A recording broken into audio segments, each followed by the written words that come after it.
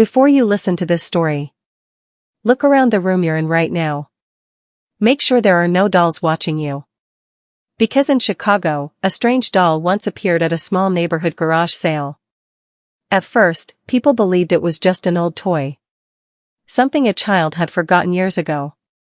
But the people who took that doll home all experienced the same thing. The doll moved when nobody was looking. It appeared in different rooms during the night. And every single owner of that doll disappeared within 7 days.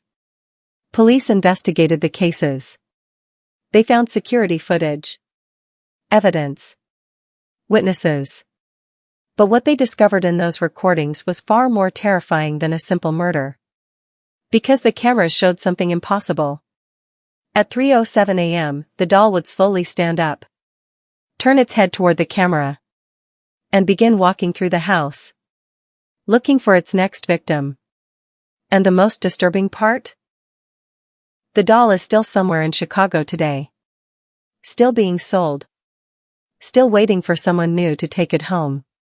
The rain had just stopped when Daniel Harper turned onto the quiet street in the northern suburbs of Chicago. Puddles reflected the gray sky above, and the air smelled faintly of wet asphalt and autumn leaves. Daniel wasn't planning on stopping anywhere that afternoon. He had just finished a long shift at the hospital where he worked as a medical intern. All he wanted was to get back to his apartment, collapse on the couch, and sleep.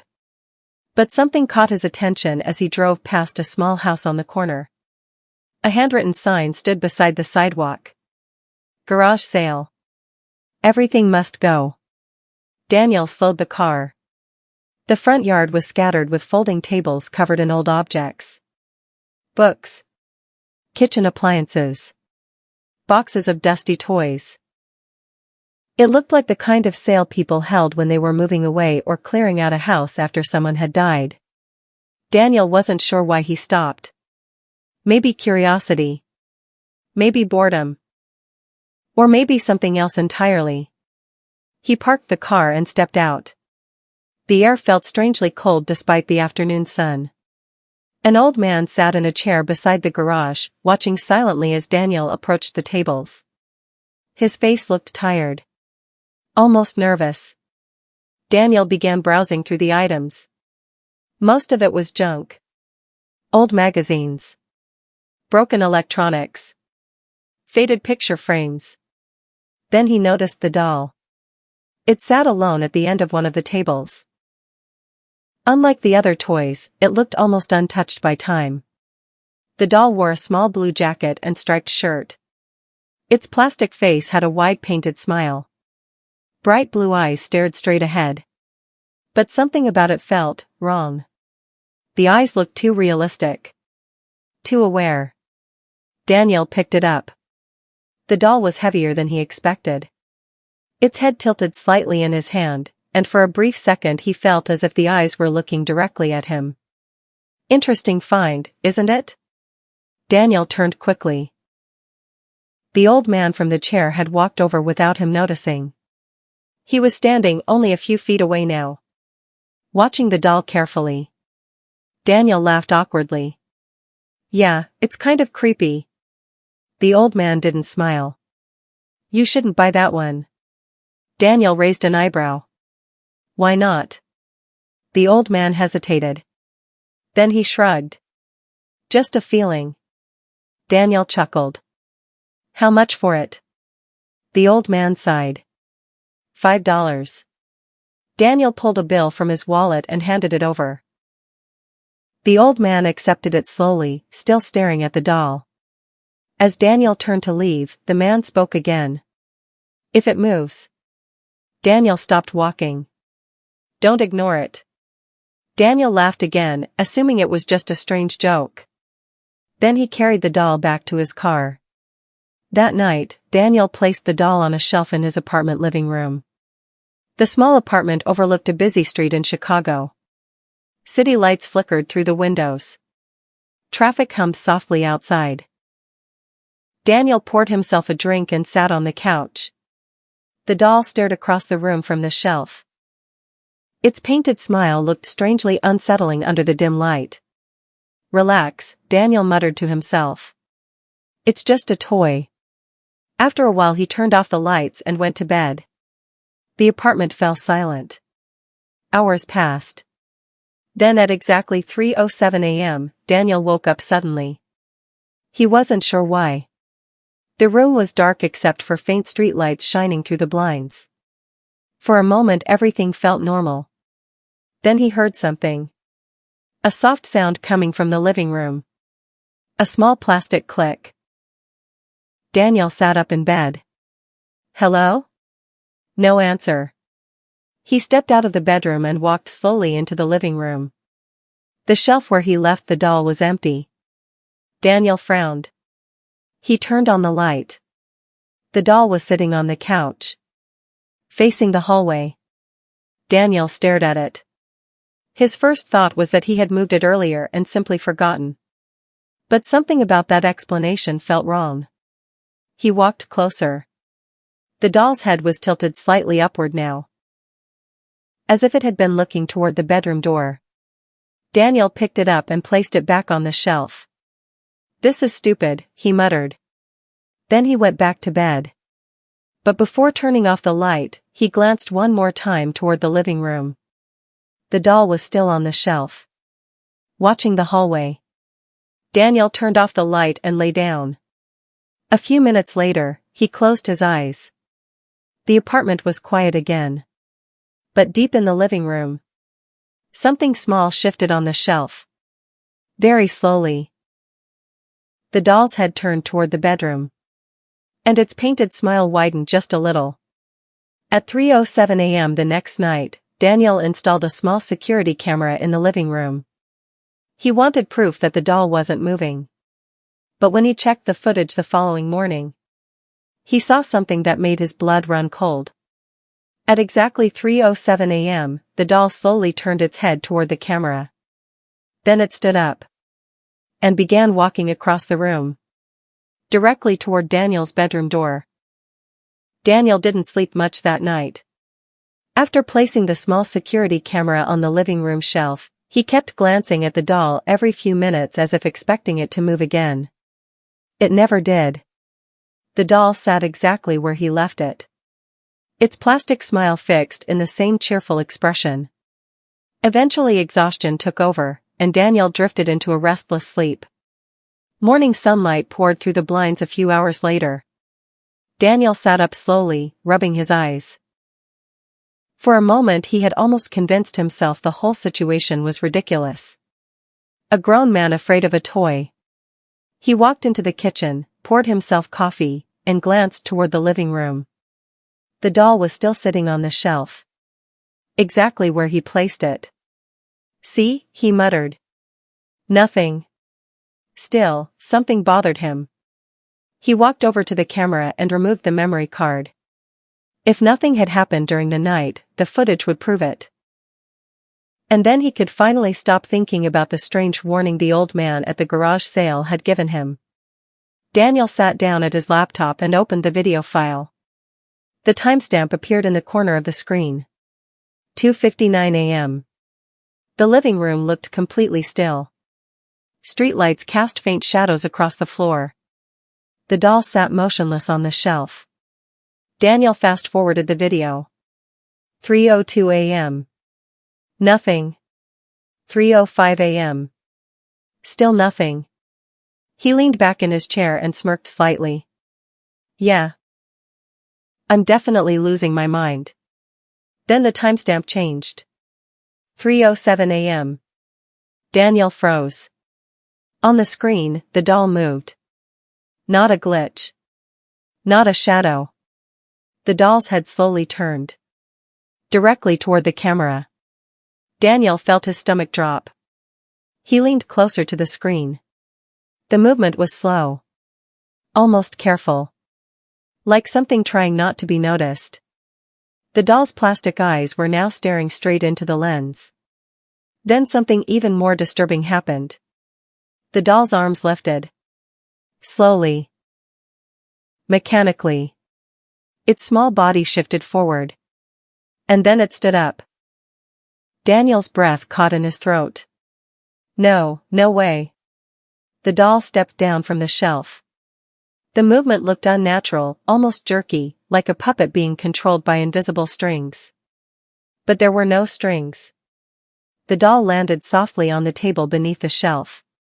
Then it turned its head toward the hallway. Toward Daniel's bedroom.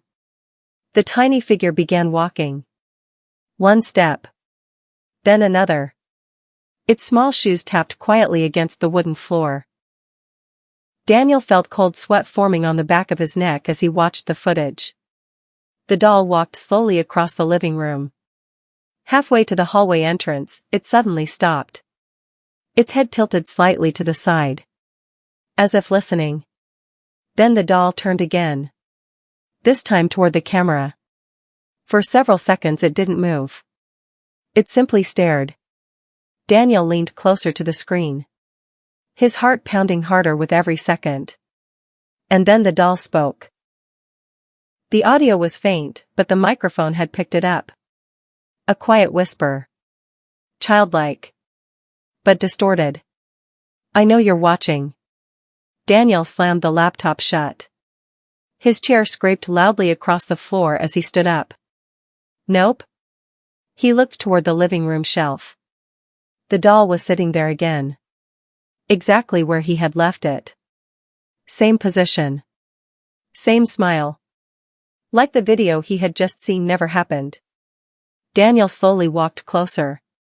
His pulse hammered in his ears. You didn't move, he whispered. Of course the doll didn't answer. It just stared. Daniel picked it up. For a moment he considered throwing it straight into the trash. But something stopped him. The footage. He needed to understand what had happened. He grabbed his phone and replayed the video again. The doll walking across the room. The whisper. I know you're watching. Daniel's hands trembled slightly. Okay, this is a prank, he said out loud. Someone's messing with me. But how?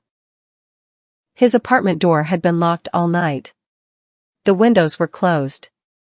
No one else had access to the camera. He sat down slowly on the couch. The doll now resting on the coffee table in front of him. For several minutes he just stared at it. Then suddenly his phone buzzed. An unknown number. Daniel answered cautiously. Hello? A man's voice spoke on the other end. Low. Nervous. Did you buy a doll yesterday at a garage sale? Daniel frowned. Yes. There was a long pause. Then the voice spoke again. You need to get rid of it. Daniel's stomach tightened. Who is this? The man who sold it to you. Daniel felt a chill run through him. How did you get my number? Another pause. You don't understand what that thing is. Daniel glanced slowly toward the doll. What do you mean? The man's voice trembled. That doll has been sold 8 times in the last 10 years. Daniel swallowed. And every person who owned it. The man's voice lowered to a whisper. Died within a week. Daniel felt the room suddenly become colder. That's not funny. I'm not joking. Silence filled the line. Then the old man said one final sentence. You need to destroy it before the 7th night. The call ended. Daniel stared at his phone in disbelief. Slowly, he looked back toward the coffee table. The doll was gone. And behind him, from somewhere inside the apartment, he heard small footsteps. Daniel slowly turned around. The apartment felt suddenly silent. Too silent. The kind of silence that made every small sound feel louder than it should. He scanned the living room. The coffee table was empty. The doll was gone. Daniel's heartbeat quickened. No, no, no. He stood up and checked under the table. Nothing. Behind the couch. Nothing. The kitchen. Still nothing. Then he heard it again. A soft tap, tap, tap. Coming from the hallway. Daniel felt his throat tighten. The hallway led to only 2 places.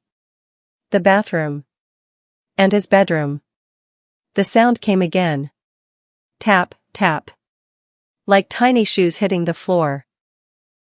Daniel slowly walked toward the hallway. Every step felt heavier than the last. His hand reached for the light switch on the wall. Click. The hallway lit up. Empty. Daniel exhaled slowly.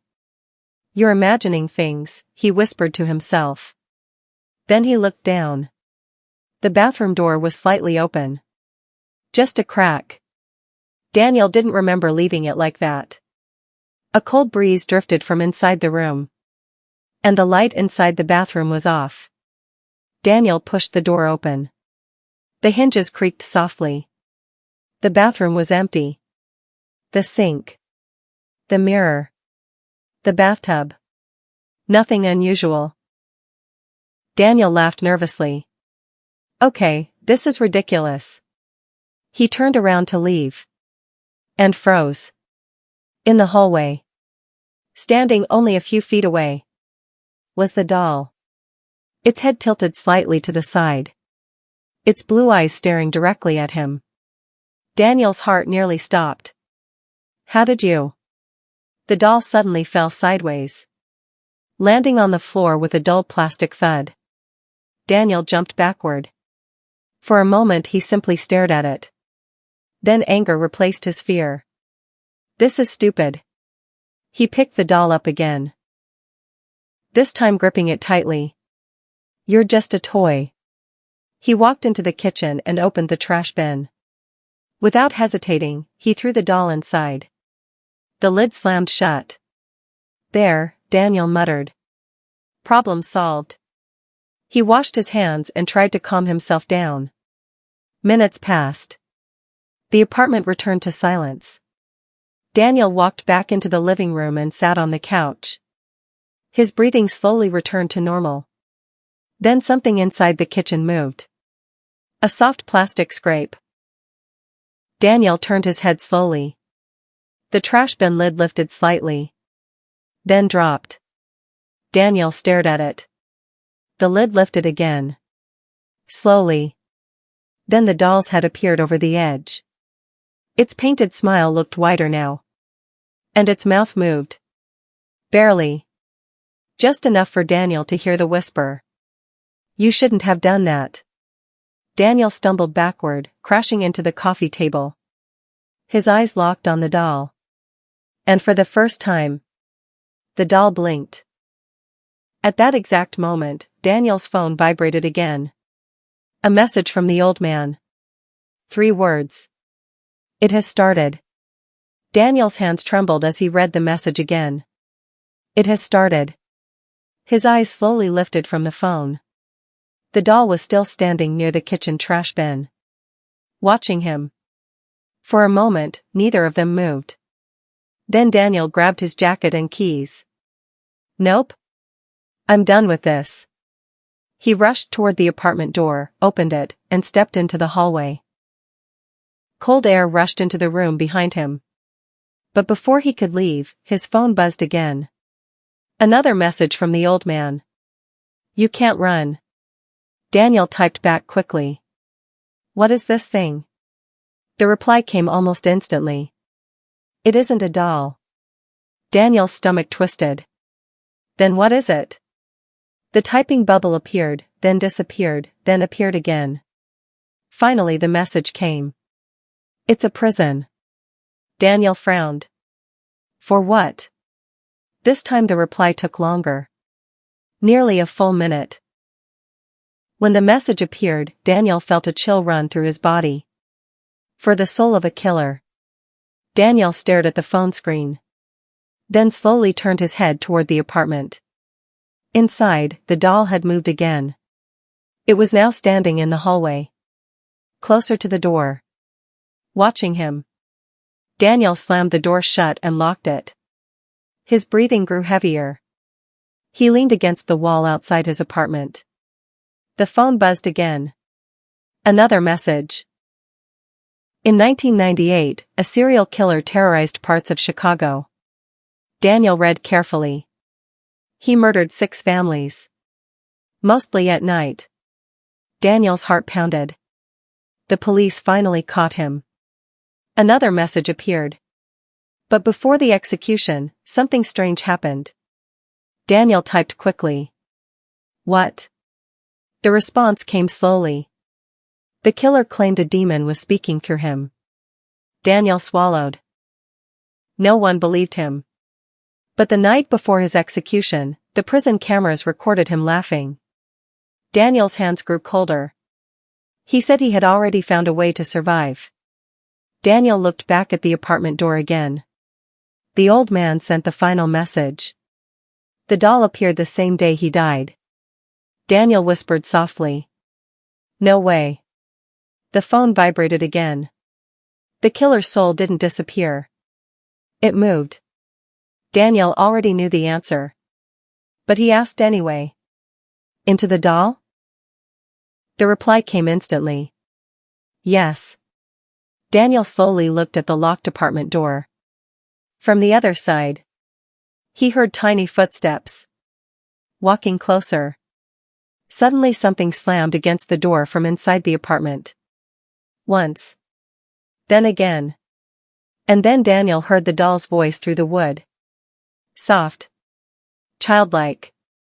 But filled with hatred. Let me out. Daniel ran. He didn't even remember reaching his car. His hands shook so badly he dropped the keys twice before starting the engine. The apartment building disappeared behind him as he drove through the dark Chicago streets. Rain had started falling again. Streetlights blurred through the windshield. His phone buzzed one more time. Another message from the old man. Running won't stop it. Daniel shouted at the phone. Then what will? The reply appeared slowly. Destroy the doll. Daniel tightened his grip on the steering wheel. How? The next message appeared. Fire.